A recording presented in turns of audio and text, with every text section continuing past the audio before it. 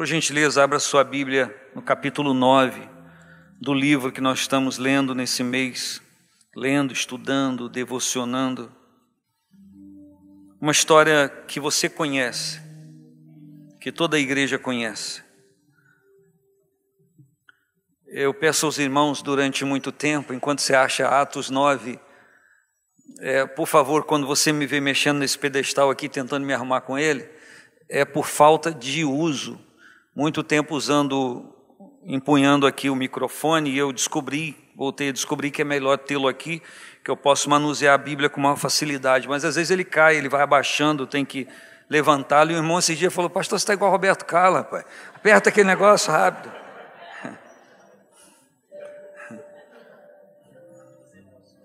Tá doido, só de ruim eu vou comprar um outro pedestal novo para parar de cair, para ficar firme, para ninguém ficar falando desse negócio de mim.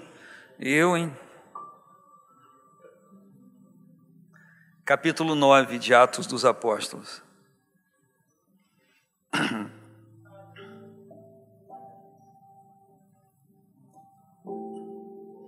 A Bíblia diz: e Saulo, respirando ainda ameaças e mortes contra os discípulos do Senhor, dirigiu-se ao sumo sacerdote e pediu-lhe cartas para Damasco, para as sinagogas, a fim de que, se encontrasse alguns daquela seita, eles chamavam a crença do caminho de seita. Se encontrasse alguns daquela seita, quer homens, quer mulheres, os conduzisse presos a Jerusalém. E indo no caminho, aconteceu que, chegando perto de Damasco, subitamente o cercou um resplendor de luz do céu. E caindo em terra, ouviu uma voz que lhe dizia: Saulo, Saulo, por que me persegues? E ele disse: quem és, Senhor? E o Senhor lhe disse: eu sou Jesus a quem tu persegues. Duro é para ti recalcitrar contra os aguilhões. E ele, tremendo e atônito, disse: Senhor, que queres que faça? E disse-lhe o Senhor: levanta-te e entra na cidade, e lá te será dito o que te convém fazer. E os varões que iam com ele pararam espantados, ouvindo a voz, mas não vendo ninguém. E Saulo levantou-se da terra, e abrindo os olhos, não via a ninguém. E guiando-o pela mão, o conduziram a Damasco. E esteve 3 dias sem ver, e não comeu, nem bebeu. E havia em Damasco um certo discípulo chamado Ananias. E disse-lhe o Senhor em visão: Ananias. E ele respondeu: eis-me aqui, Senhor. E disse-lhe o Senhor: levanta-te, vai à rua chamada direita e pergunta em casa de Judas por um homem de Tarso chamado Saulo, pois eis que ele está orando. E numa visão ele viu que entrava um homem chamado Ananias e punha a mão sobre ele para que tornasse a ver. E respondendo Ananias, disse: Senhor, de muitos ouvi acerca deste homem, quantos males tem feito aos teus servos, aos teus santos em Jerusalém.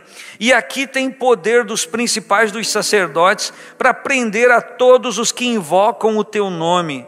Disse-lhe, porém, o Senhor: vai, porque este é para mim um vaso escolhido para levar o meu nome diante dos gentios, dos reis e dos filhos de Israel. E eu lhe mostrarei quanto deve padecer pelo meu nome. E Ananias foi e entrou na casa, e impondo-lhe as mãos, disse: irmão Saulo, o Senhor Jesus, que te apareceu no caminho por onde vinhas, me enviou para que tornes a ver e sejas cheio do Espírito Santo. E logo lhe caíram dos olhos como que umas escamas, e recuperou a vista, a visão, e levantando-se foi batizado. Amém a palavra? Ore comigo. Querido Pai, que privilégio nós termos a Tua palavra conosco. Que bom podermos estar assentados à Tua mesa espiritual e nos deleitarmos com esta palavra, que diz a Bíblia que é lâmpada para os nossos pés, que é luz para o nosso caminho, Que privilégio saber que nem só de pão nós vivemos, como disse Jesus, mas vivemos de toda a palavra que sai da boca de Deus. Que bom sabermos que a Bíblia diz que a palavra do Senhor não volta vazia, mas ela faz o que dá prazer ao teu coração.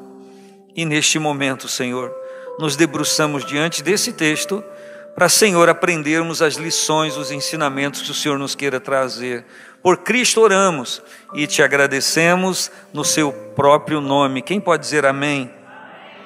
Querida igreja, nós temos tido o privilégio de olhar as Escrituras e rever algumas coisas. E há algo que está impregnado no livro de Atos, vocês já sabem. São pessoas vivendo a plenitude de Deus, vivendo aquilo que se pode viver no momento da sua vida. Deus quer que eu viva, que você viva, que nós vivamos todo o seu bom propósito, todo o seu querer. O problema meu e seu é às vezes não compreendermos isso, estarmos aquém, distante daquilo que é o propósito de Deus para a nossa vida. Quanto mais distante uma pessoa está do propósito de Deus para a sua vida, mais vazia ela é, mais sem sentido é a sua vida. Ela pode estar cercada de pessoas, mas ela vive momentos de solidão. Ela pode ter todo o êxito na vida profissional, ganhar até dinheiro, mas vai desfrutar de momentos que parece que há um oco, um vácuo, um vazio na sua vida, que está faltando alguma coisa. Já escreveu alguém sobre isso, e eu já repeti aqui por tantas vezes nesses 18 anos, que a nossa vida é similar a um quebra-cabeça de muitas peças, que a gente vai juntando.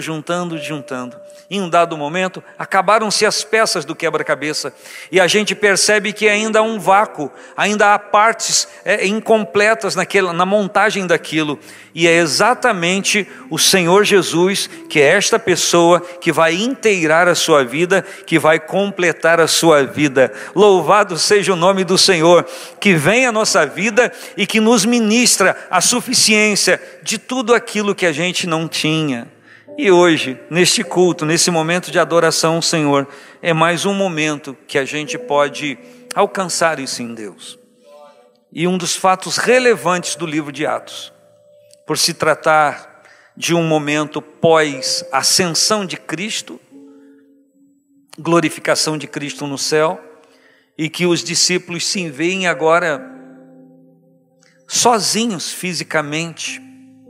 Não havia mais a presença dele, que a gente lê nos livros dos evangelhos de Mateus, Marcos, Lucas e João, que qualquer que fosse a necessidade, qualquer que fosse o apuro, eles recorriam ao Senhor Jesus e logo eram supridos.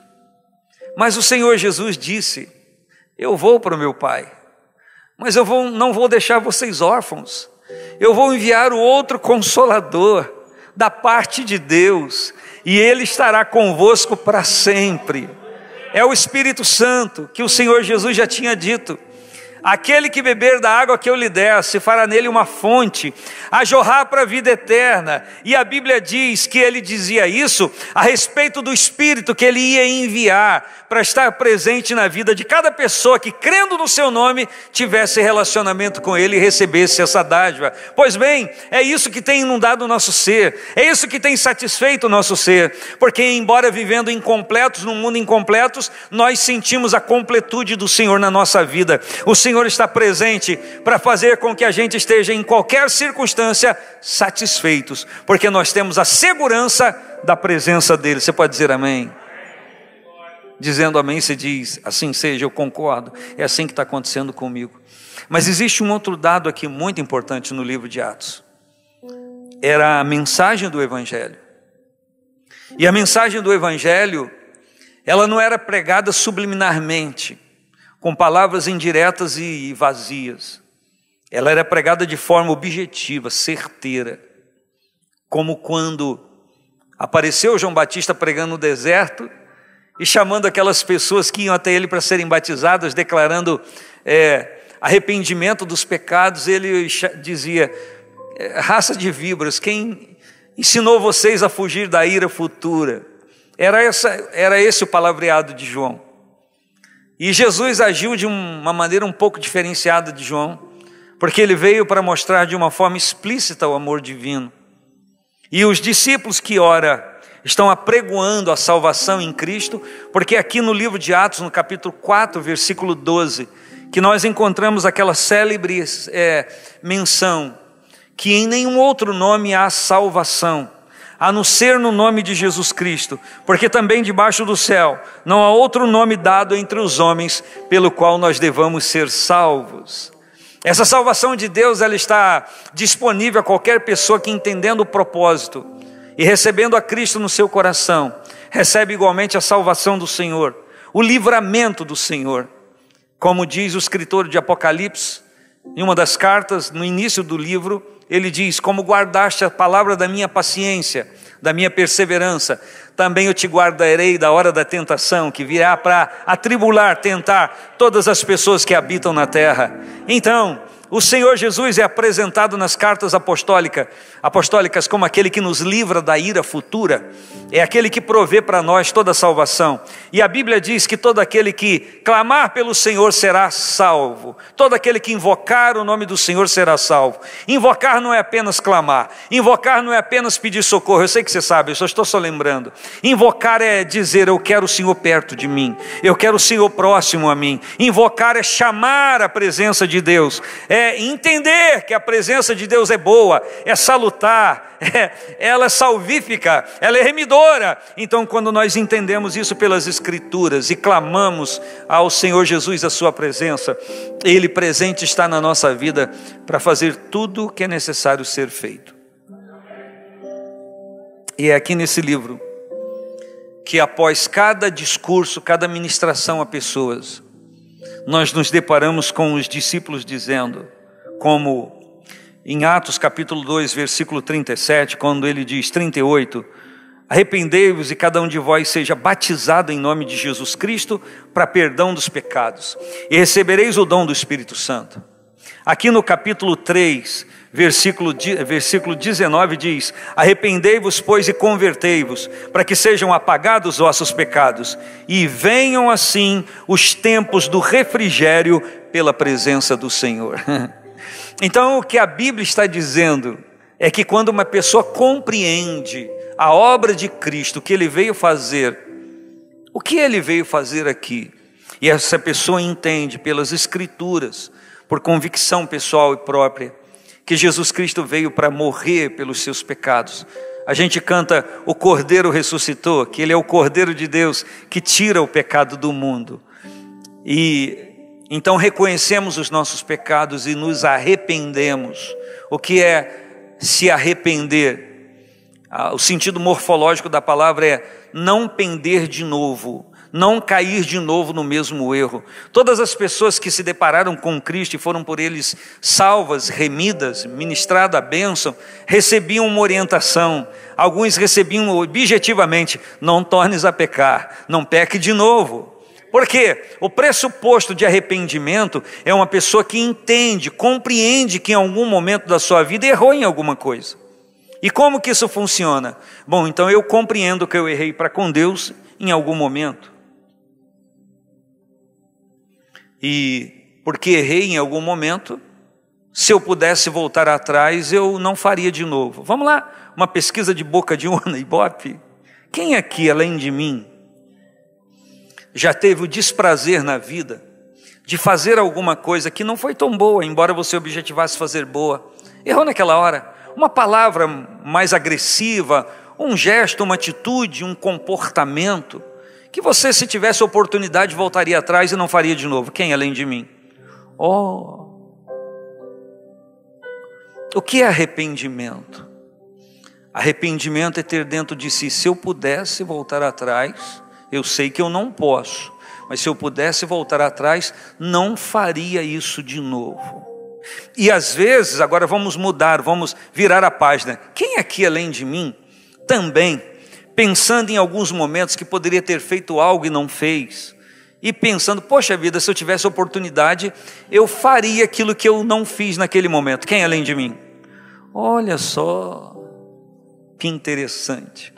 Se arrepender é ser colocado numa posição de viver de novo aquela mesma cena, aquela mesma oportunidade, mas com uma postura diferente. Não, eu me arrependi, eu não vou fazer aquilo de novo.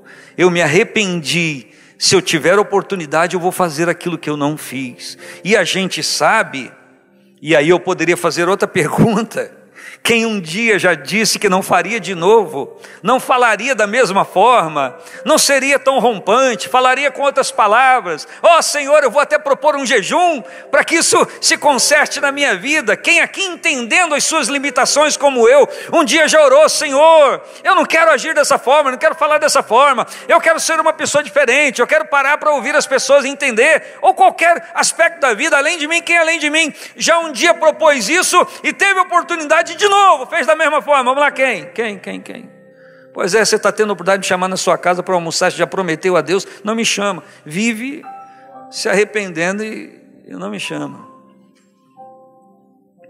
Então, como que funciona isso?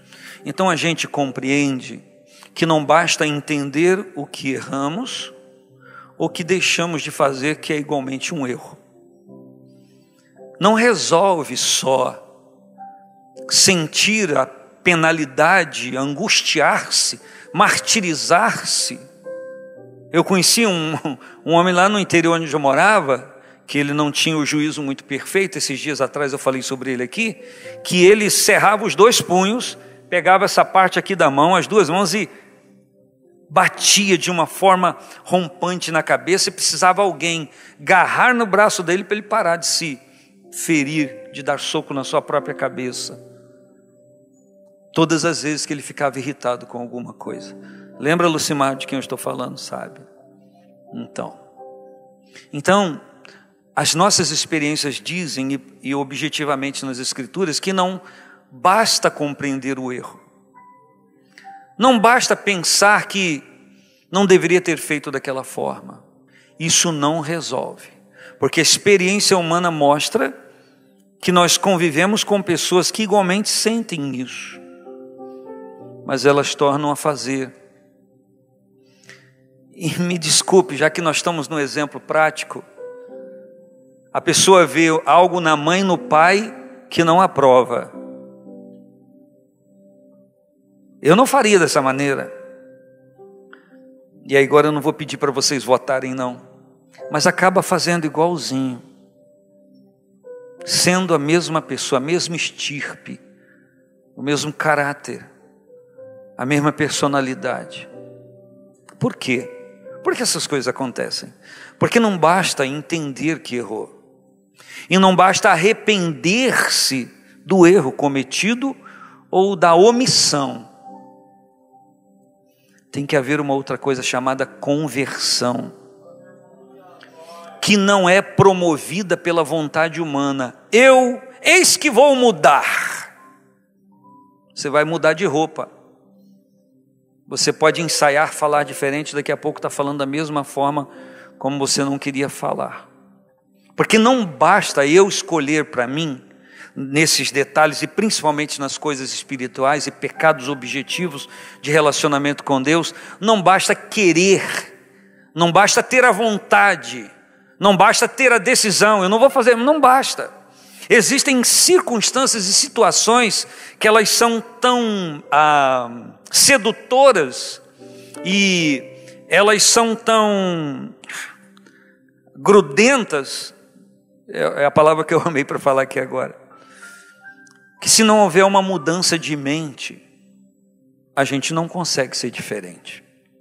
Por isso que Romanos 12:2 diz: transformai-vos pela renovação do vosso entendimento.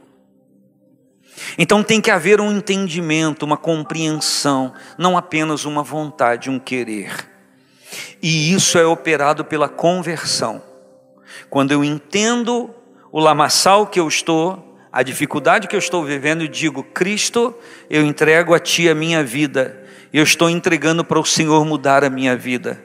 Como aquela canção que o Juninho gosta de tocar dos tempos antigos: Jesus Cristo mudou meu viver, Jesus Cristo mudou meu viver. Cante aí. Ele é a luz que ilumina o meu ser, Sim, Jesus Cristo mudou, diga, o meu viver. Profetiza para quem está perto de você: Jesus Cristo mudou seu viver. Diga, Jesus Cristo mudou seu viver. Ele é a luz que ilumina o seu ser. Sim, Jesus Cristo mudou. Aponte o dedo e diga: seu viver. Diferente hoje é o meu coração. Diferente hoje é o meu coração. Cristo deu-me paz e perdão. Sim, diferente hoje é o meu coração. Transformai-vos pela renovação do vosso entendimento. É porque os desenhos e filmes que você assistia quando era pequeno, ainda lembra, irmã Marilene? A Mulher Maravilha dava aquela rodada, se transformava. O camarada tirava o óculos, pulava e só entrava numa cabine, não é verdade? Então, quantas vezes a gente quer entrar em algum lugar e sair diferente, dar uma voltinha e ficar diferente, e a gente entende que isso é totalmente impróprio e ineficiente. Mas no poder de Cristo, entregando-lhe a vida, recebendo o seu Espírito Santo, nós conseguimos sim pensar diferente, falar diferente, agir diferente, interagir diferente, e aí a gente passa a ter uma esperança diferente, e tudo se fez novo, como diz a Escritura. Por quê? Porque Jesus Cristo passou a fazer isso. O nome disso é novo nascimento, nascer de novo, conversão, mudar de mente, mudar de vida. Estou indo para lá, meia volta vou ver, conversão, lá do oposto, para cá agora eu vou.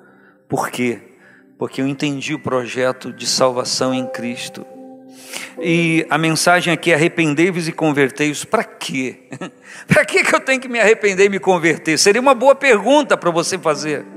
E a resposta já está aqui: arrependei-vos e convertei-vos para que sejam apagados os vossos pecados.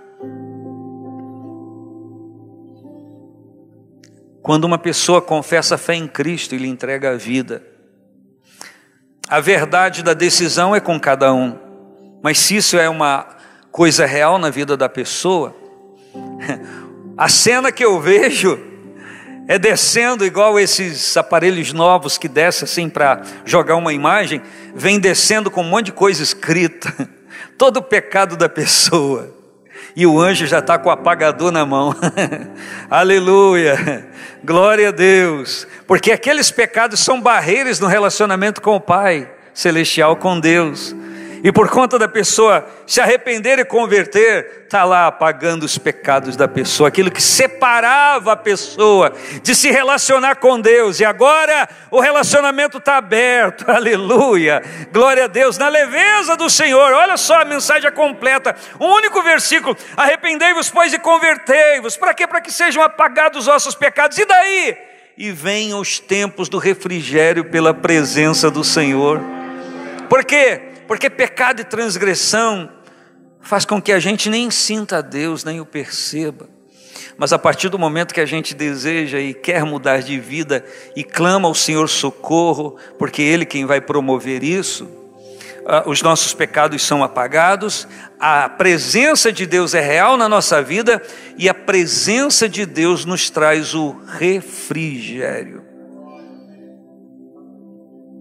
Lembra do Salmo 23? O Senhor é o meu pastor, e eu não terei falta de coisa alguma. Por quê? Ele me guia a pastagens verdejantes e a águas tranquilas, e refrigera a minha alma. Refrigerar é aquele aparelho que você tem em casa chamado refrigerador, que conserva as coisas que você coloca ali dentro, que faz com que fiquem mais longevos aqueles produtos. Jesus Cristo na nossa vida conserva a nossa alma, o que pensamos, a forma como agimos. Ele vem e estabelece a conversão através da declaração da pessoa, e ele traz o refrigério, e a pessoa consegue. Aí sim a pessoa consegue, entendendo o que fez, que não quer fazer mais, converteu o coração, ela consegue não fazer mais. Por quê? Porque o Senhor Jesus está presente na sua vida. E quando a pessoa consegue isso, aí vem os tempos do refrigério, pela presença do Senhor. O Paulo não vivia isso. Paulo chega a dizer em uma das suas cartas, que os judeus têm um grande zelo do nome de Deus, porém sem entendimento. Eles zelam por uma coisa, mas sem entendimento, sem compreensão. Por que ele fala isso? Porque ele era assim. O capítulo 9 de Atos dos Apóstolos é um depoimento de como ele se relacionou, se encontrou com Cristo, ou Cristo marcou um encontro com ele sem lhe avisar, e a sua vida mudou drasticamente. Como nós estamos numa palavra pastoral, alguns irmãos dizem, o Saulo se transformou em Paulo. Tudo bem, até aceito que a sua vida mudou, mas não por causa do seu nome, nem o seu nome mudou por causa das suas atitudes novas. Porque o Saulo usava as duas cidadanias ou nacionalidades, a judaica, israelita e romano. Como israelita, ele era chamado de Saulo, era o nome de nascimento, que no hebraico quer dizer pedido. Possivelmente, por conta desse nome, Saulo, que o original hebraico é pedido, a sua mãe poderia ter dificuldade de gerar filhos ou qualquer coisa parecida, porque ela colocou o nome no filho de pedido, ou seja, ele foi pedido ao Senhor, ele era estimado por isso. Mas ele, com a cidadania romana, ele era chamado de Paulo, que no grego quer dizer Paulos, que significa pequeno, por conta também da sua estatura, porque dizem que ele era pequeno, e alguns dizem que ele também era calvo. Enfim, eu acho que não era tão calvo não, porque um dia ele rapou a cabeça em Sencreia para fazer um voto ao Senhor, então ele devia ter algum cabelo lá naquela cabeça, talvez até mais do que eu, não é? Mas o que aconteceu com esse homem, você sabe. Eu só quero asseverar com você algo antes de falar um pouquinho de Paulo para a gente orar. Em João capítulo 16, versículo 2, isso você, se tiver caneta, você deveria anotar para depois ver. Eu vou repetir, João capítulo 16, versículo 2, quem fala essa palavra é Cristo, é Jesus. Ele disse que chegaria a hora que qualquer que maltratasse um dos seus discípulos, poderia fazê-lo cuidando que estava fazendo um serviço a Deus. E é exatamente o que acontece com Saulo de Tarso. Ele açoita pessoas que seguem a crença do caminho, os seguidores de Cristo, os cristãos. Ele os encerra em prisão. E capítulos imediatamente anteriores ao 9, quando retrata a morte, o martírio do diácono Estevão, a Bíblia diz que Saulo consentiu na morte dele. E a Bíblia está dizendo no texto que eu li com vocês, que ele foi até Damasco com carta dos principais da sinagoga, cheio de moral, para prender crentes, prender pessoas que estavam propagando salvação em Cristo. Os arrebatava de suas casas, os arrastava e levava para a prisão pública e julgamento, aprisionamento e também exposto à morte. E a Bíblia diz, no versículo 1 do capítulo 9, eu gostaria que você voltasse a sua atenção para esse texto, que Saulo ainda respirando ameaças e mortes, quando o texto diz ainda respirando ameaças e mortes, o texto está dizendo que a vida de Saulo de Tarso era aquela.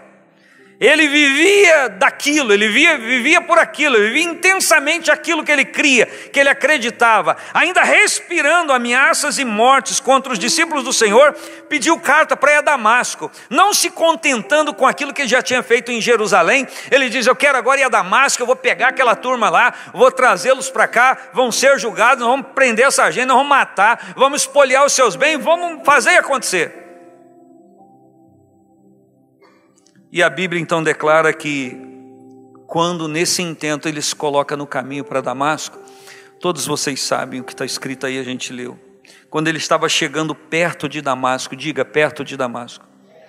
Diga para o seu irmão, ele estava chegando perto. Ele estava chegando perto de fazer o que ele ia fazer. Só que quando ele estava chegando perto para fazer o que ele ia fazer, ele percebeu que mais perto de quem ele queria tocar estava o Senhor daquelas pessoas. E ele não conseguiu chegar mais perto da mesma forma. Eu quero profetizar para você, que qualquer seja a artimanha do inimigo contra a sua vida, se você serve ao Senhor e declara fé no Senhor, Ele está perto de você. É improvável, impossível que aquele que queira lhe trazer dano consiga tocar em você, porque mais perto do que Jesus da sua vida não há ninguém. Alguém aqui pode dar glória ao nome dele? E o texto nos informa isso de uma forma muito explícita, porque eu estou aqui olhando o texto, olhe comigo. A Bíblia diz que quando ele chegou perto de Damasco, subitamente o cercou um resplendor de luz. Cercou, né?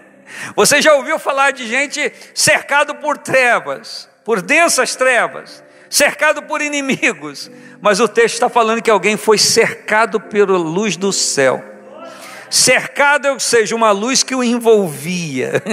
Essa mesma luz está aqui para envolver a vida de quem quiser ser envolvido, porque esta glória de Deus é comunicável e estendível a quem confessar o nome de Cristo. Alguém pode concordar com a palavra de Deus e dizer amém? Tudo muda quando a luz do céu nos envolve, quando a luz do céu nos cerca. Você sabe o que é isso? Fazer uma cerca, cercar em volta. Você sabe o que é isso? Ele foi cercado pela luz do céu. Sabe o que isso quer dizer? Que ele não tinha condições de sair daquele cerco de luz. E o interessante, que a luz do céu o cegou. O texto diz que o cercou um resplendor de luz do céu. Quem quer essa luz envolvendo a sua vida? Quem quer além de mim? Quem quer? E a Bíblia diz que isso foi de súbito. Não foi uma luzinha que veio, aquela luz no final do túnel, está se aproximando. Meu Deus, é um trem. Não, não. Uma luz que veio de subitamente. Plá, splash, cercou ele. E o impacto humano foi caindo em terra. Alguns dizem que ele caiu do cavalo. O texto aqui diz que eles seguiram guiando ele pela mão, não podia estar no cavalo. Posteriormente esse cair em terra. Então caiu em terra, e caindo em terra, olha o texto, ouviu uma voz que lhe dizia, a voz dizia: Saulo, Saulo, por que me persegues? E aí você sabe que ele não estava perseguindo nada Jesus, ele estava perseguindo os discípulos de Jesus, só que ele não sabia. O que ele não sabia, a história que Saulo sabia é que Jesus havia sido crucificado. A história que ele sabia é que Jesus havia sido sepultado. A história que ele sabia foi o que contaram para os judeus. Olha, os seus discípulos vieram de noite, revolveram a pedra e levaram o corpo dele. Agora estão dizendo que ele ressuscitou. Era isso que ele cria, era isso que ele propagava. Ele propagava, o Cristo morreu porque foi crucificado, sepultado. Os discípulos foram lá roubar o corpo dele. Era isso que ele cria, era isso que ele propagava. É por isso que ele perseguia aqueles que diziam que ele estava vivo. E esse Jesus, que estava vivo, está vivo, marcou o encontro com ele. E não há ninguém que se encontre com a vida de Jesus que não tenha oportunidade de ter uma vida nova. É improvável, quando do nosso encontro com Jesus, tudo na nossa vida pode mudar. E deve mudar. E Ele quer fazer novo, porque a palavra diz: esse que faço nova todas as coisas. Quem recebe a palavra de Deus? Então eu me aproveito e me sirvo disso aqui para dizer para você que quando a luz do céu nos cerca, coisas em nossa vida caem. E desculpe, quando a gente não quer se soltar dessas coisas que são impróprias para nós e não deveriam estar na nossa vida, a gente cai junto. Se soltar as coisas e desistir delas, beleza, mas tem gente que se assegura em coisas e não querem abrir o coração ao Senhor Jesus e ao governo de Cristo. Paulo era um desses, ou Saulo. No capítulo 13 de Atos, não precisa abrir, nem é para abrir agora, está escrito: Saulo que também se chama Paulo, ou Paulo que também se chama Saulo. Vamos esgotar esse assunto. A Bíblia então diz que ele caindo em terra, ele ouve uma voz, e a voz chama o seu nome, Saulo, Saulo, e a voz que ele ouve diz: por que você está me perseguindo? E Saulo, entendendo que era algo sobrenatural, porque Saulo tinha noção do poder de Deus, de quem era Deus, ele tinha uma noção do judaísmo, mas ele nunca tinha tido um encontro verdadeiro com Jesus, nunca tinha tido um encontro verdadeiro com Deus. Mas naquele dia, ele teve, e quando de súbito ele cai ao chão, ele ouve a voz, ele pergunta: quem és, Senhor? Que é algo que deve estar impregnado em mim. Quem és, Senhor? Porque cada dia a gente conhece um pouco mais de quem Ele é, sim ou não? Os discípulos conheciam-no, mas quando Ele deu ordem ao vento para ficar quieto e às águas para se tranquilizar, eles tatalaram os olhos assim e perguntaram ao outro: quem é este que até o vento e o mar lhe obedecem? Ou seja, já conhecemos um pouco dele, mas está manifestando mais da sua glória que a gente não via, que a gente não conhecia. Agora, quando ele ressuscita, tudo bem que ele ressuscitou Lázaro, tudo bem, mas Lázaro voltou a morrer. Mas agora ele morre e ele mesmo aparece vivo. E eles tinham dificuldade para crer na ressurreição. Até ouvi esses dias atrás uma palavra no culto de jovens, que quem crê na ressurreição não tem medo da morte. Forte isso, não é?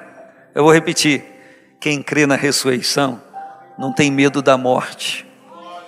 Eu vou começar, você termina para o seu vizinho, para a sua vizinha. Eu vou dizer: quem crê na ressurreição, você vai dizer: não tem medo da morte. Também não precisa fazer cara feia: não tem medo da morte. Não precisa fazer isso não. Vamos lá? É um ensaio. Quem crê na ressurreição? Quem crê na ressurreição? Agora você vai afirmar com muita certeza: quem crê na ressurreição? Agora olha de novo, fala a frase completa. Diga: quem crê na ressurreição não tem medo da morte. Eita, glória a Deus. Aleluia. Quem és, Senhor? Eu sou Jesus a quem tu persegues. Duro é para te recalcitrar contra os aguilhões. Jesus usa uma palavra analógica, dizendo, uma analogia do boi, que às vezes resiste à direção que o boeiro está dando.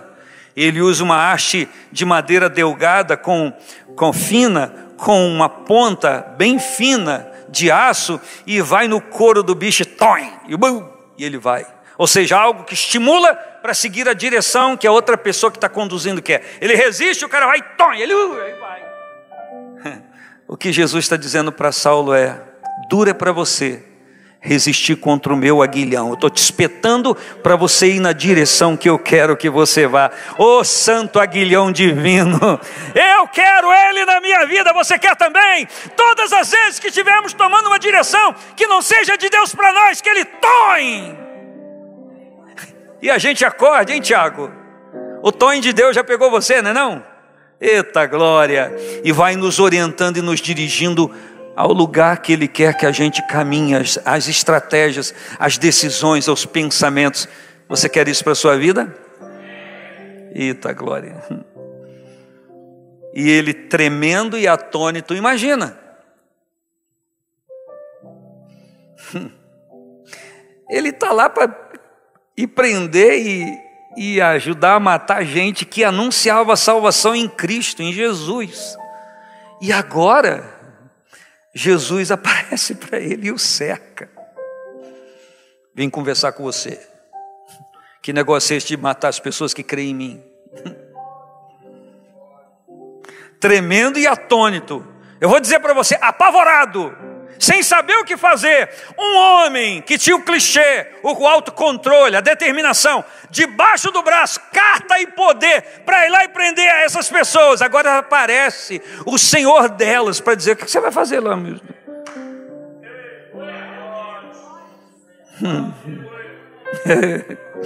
Oh, aleluia, Deus cuida de mim. Feche seus olhos. Feche seus olhos. Estenda sua mão ao Senhor, Ele cuida de você. Oh, bendito seja o nome do Senhor. Ele cuida de você. Não há ninguém que saiba cuidar tão bem como Ele. Ele sabe cuidar muito bem de você porque Ele te conhece. Foi Ele quem te fez. Ele sabe da sua estrutura, sabe das suas necessidades. E Ele diz: buscai primeiro o reino de Deus e a sua justiça, e tudo que eu sei que você precisa, eu vou te acrescentar. É Ele quem diz. O Pai Celestial sabe daquilo que você precisa. Pare de ficar ansioso pela comida, pelo lugar onde vai morar, pela roupa. Pare com isso. Entrega a tua vida no teu Senhor, que Ele vai te fazer inteiro, íntegro. Deus cuida de mim. Eu só não canto porque eu não lembro da letra. Deus cuida de mim. Eu creio na sua casa. Ah, se tivesse a letra eu cantaria. Mas não estou sozinho porque... Diga para a pessoa que está do seu lado: Deus cuida de mim. Diga e cuida de você também. Só que o cuidado de Jesus é especial. Raul, meu irmão Raul, ele olha para você e não precisa de máquina para saber quem é você. Ele olha para você e já sabe de tudo. E é Ele quem diz: Raul, eu tenho tudo para que você seja sempre uma pessoa satisfeita e completa. Estou usando você na liberdade. Mas Ele diz: Raul, busque primeiro o reino de Deus e a sua justiça, e tudo isso aí que você precisa, sem nem saber que precisa, o Pai vai trazer para você. É isso. Basta uma decisão de confiar nele e de lhe entregar totalmente os desígnios da vida. Ele tinha que ficar atônito. A gente fica doido mesmo. Só que ao invés dele fugir, se enraivecer,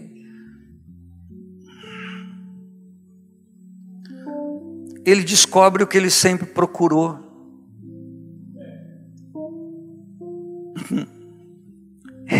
Ele descobre o que o seu zelo apontava, a razão do seu zelo. Ele descobre que Deus não é letras escrita num livro que configura a identidade de alguém que está equidistante, que nem se interessa. Ele consegue descobrir que Deus é um Deus que está presente e que se interessa pela vida de alguém. Porque se fosse Saulo que aparecesse para Jesus com essa majestade, ele diria: Jesus, eu te mato de novo.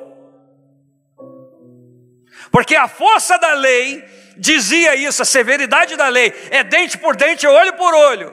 Agora ele se depara com alguém que ele está perseguindo os seus discípulos, e a voz diz de uma forma tão clara para ele, e entra no seu coração e ainda conversa com ele, porque se fosse ele matava. Mas ainda na severidade da voz do Senhor Jesus, há afeto e a bondade para tratar da gente. E ele diz: que queres que eu te faça?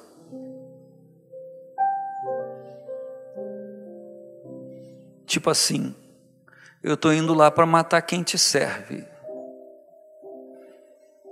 Mas já estou vendo que não dá mais. Estou percebendo o teu poder e a tua glória. Não tenho condições de competir com o teu poder e com a tua glória. Me rendo. Me rendo. O que queres que eu te faça? Eu estou indo lá para fazer o que o Senhor sabe. Mas já vi que não vai dar.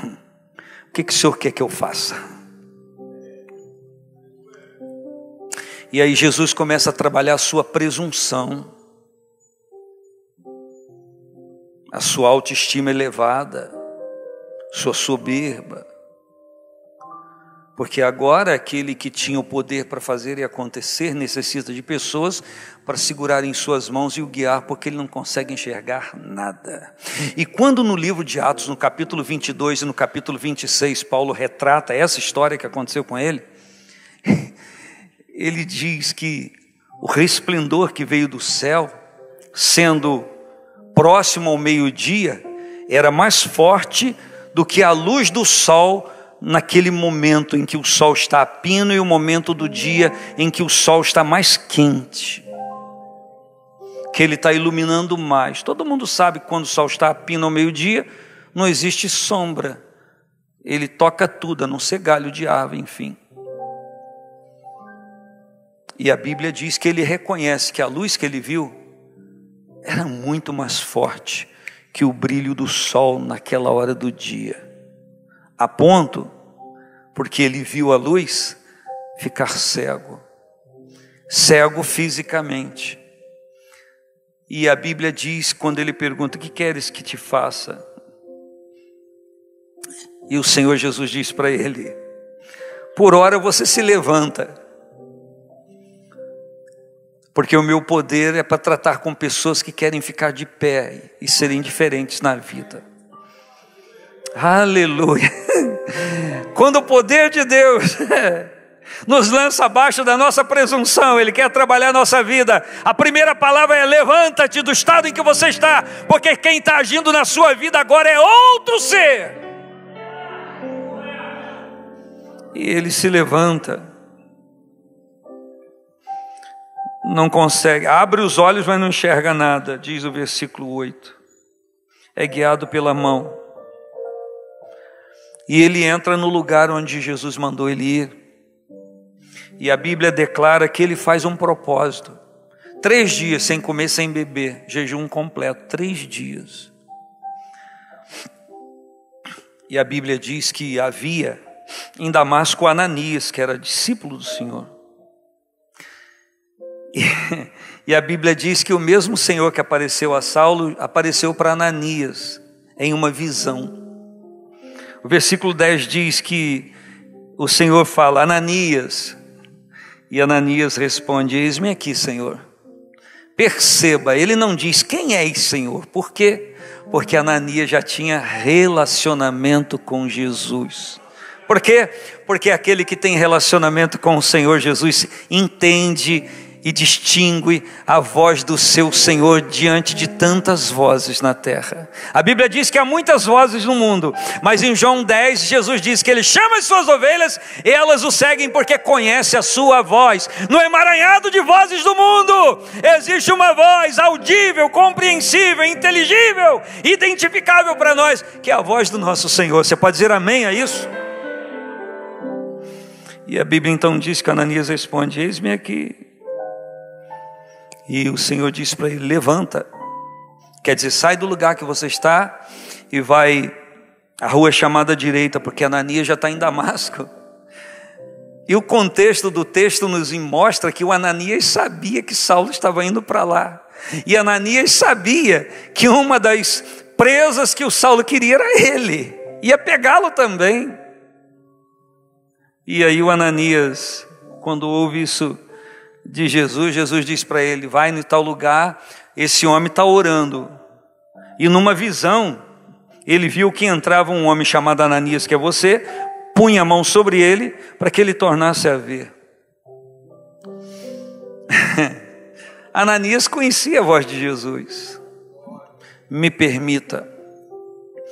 alguém que não conhecia a voz dele, não discute com ele e diz: tá bom, o senhor está mandando eu ir para Damasco e entrar na rua chamada direita e ficar esperando Ananias chegar lá, então eu vou. Alguém que não conhecia obedeceu, mas o Ananias que conhecia discutiu: mas Senhor, o senhor tem certeza? Você às vezes duvida da voz do teu Senhor? Da direção que Ele tem para a sua vida? Porque o Ananias ficou meio cabreiro. Hein, Vinícius? Será que Jesus mudou de lado? Agora está querendo me matar também?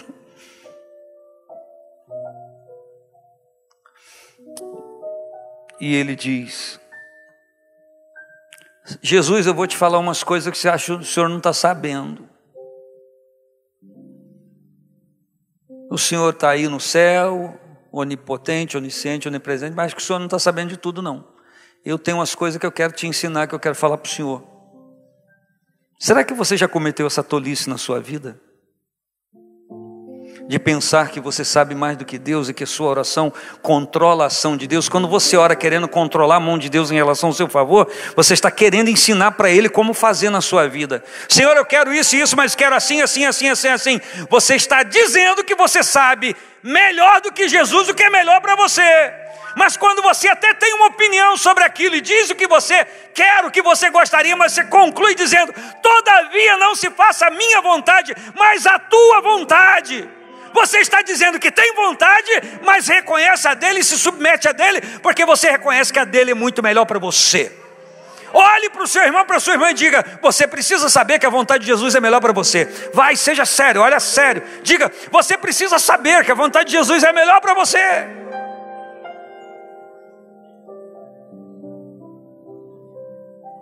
Não tem que ser nessa hora, dessa forma.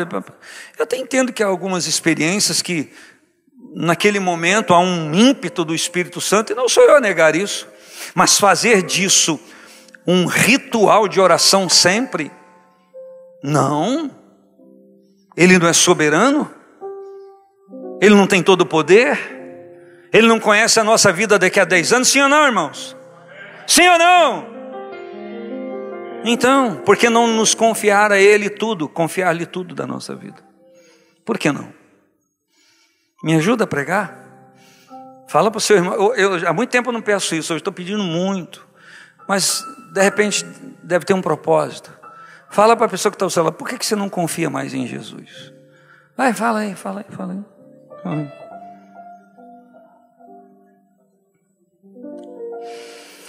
E a Bíblia diz que Ananias diz: Senhor, aí sim, Senhor, amado mestre, o senhor precisa saber que eu ouvi falar desse homem. Pois é, pegou o espírito de Chiquinha. Esse homem tem feito muitos males aos teus santos em Jerusalém. O senhor precisa saber disso. Eu estou te informando porque essa informação é muito importante para o senhor. E aqui em Damasco tem poder dos principais dos sacerdotes, estou no versículo 14, para prender a todos que invocam o teu nome. Olha só, pastor. Ananias sabia. E ele está dizendo para Jesus: Jesus, o senhor não sabe disso não? Estou te informando.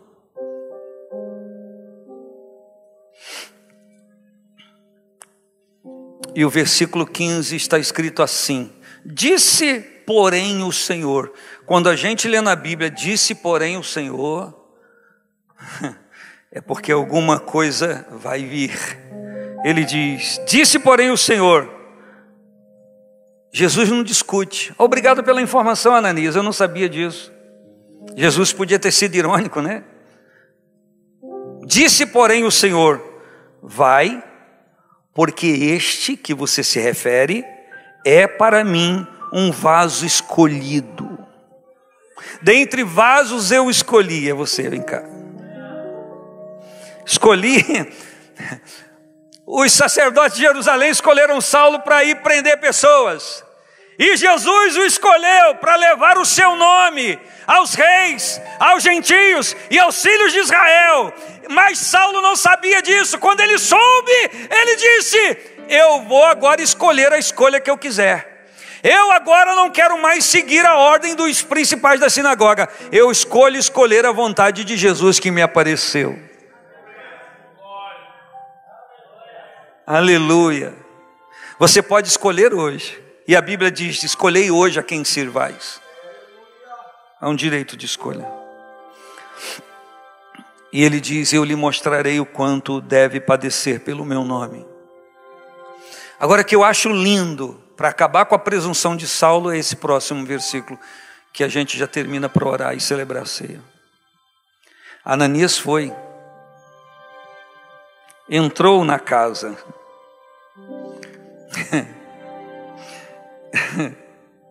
O que eu acho interessante é que antes dele falar qualquer coisa, ele já foi impondo as mãos. Vá que o cara teve um desequilíbrio, né?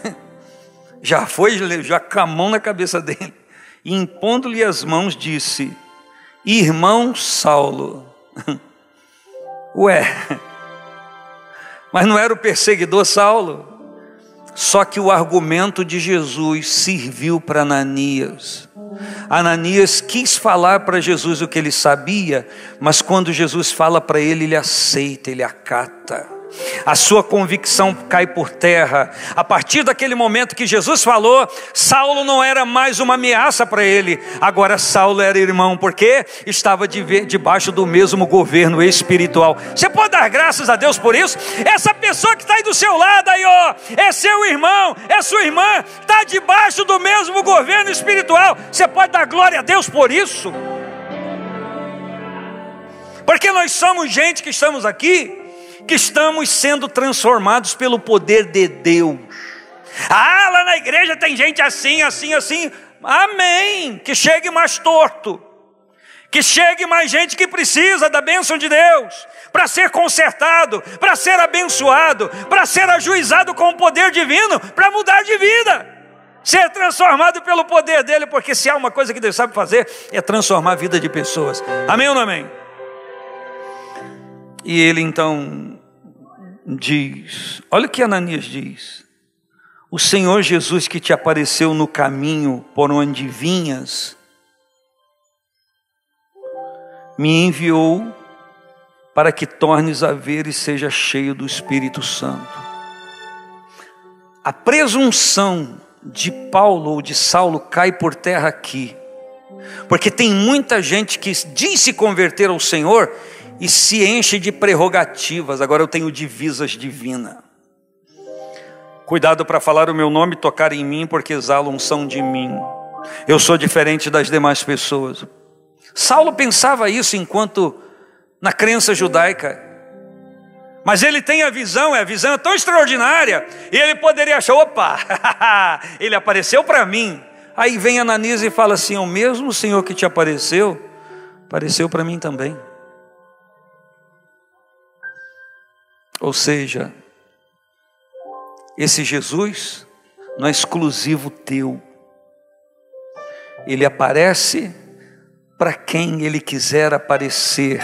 Na hora que ele quiser aparecer, ele aparece. Ele não é prerrogativa sua, irmão Saulo. Então cai por terra a soberba, não só do judaísmo, mas cai por terra também a soberba de uma revelação que poderia fazê-lo pensar que ele era melhor do que qualquer outra pessoa. E agora, o presunçoso que ia prender precisa da imposição das mãos de um homem que ele ia prender para orar por ele, para que ele resolvesse o seu problema. Você quer lição de vida maior do que essa?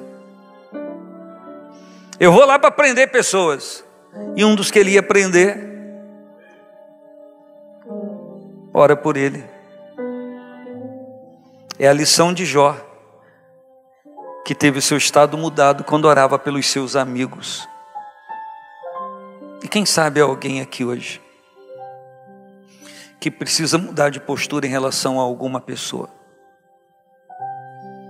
Quem sabe aquela pessoa que você considera perdida não é ou não está tão perdida assim, e que a melhor coisa a fazer não é dizer que está perdida, mas orar ao Senhor, ao Pai das luzes, para que toque na vida daquela pessoa e mude a vida dela, como você cuida que mudou a sua.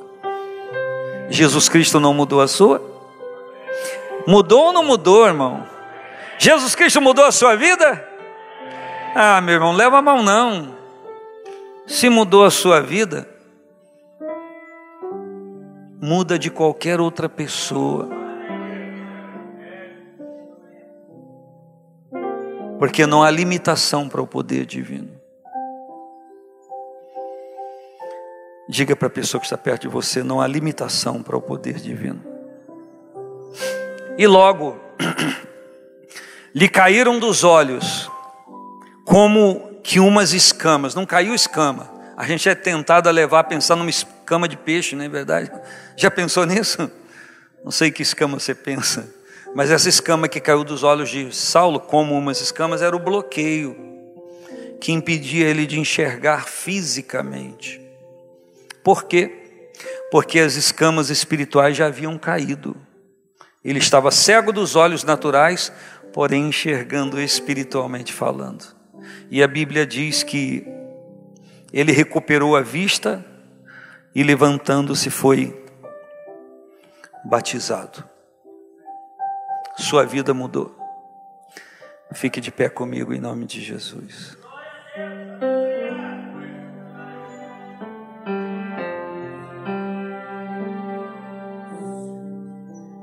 Aleluia. Bendito seja o teu nome, Senhor Jesus.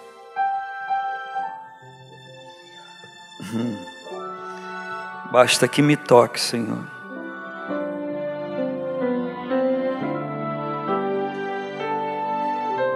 Basta que me toques, Senhor,